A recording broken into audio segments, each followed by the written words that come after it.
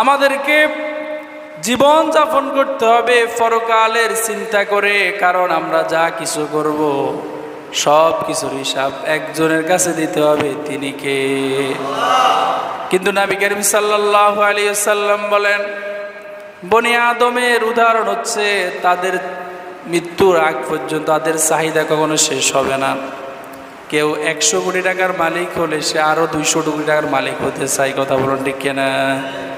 এক কানি জমি কিনলে আরো কানি কিনতে চেষ্টা করে। জন্য নবীজি বলেন, আনাস রাদিয়াল্লাহু তাআলা আনহু قال رسول الله صلى الله عليه وسلم لو كان لابن آدم واديا من مال لابتغى واديا ثالثا। যদি কোনো বনি আদম এই পৃথিবীতে 2টি মাঠ ভর্তি স্বর্ণের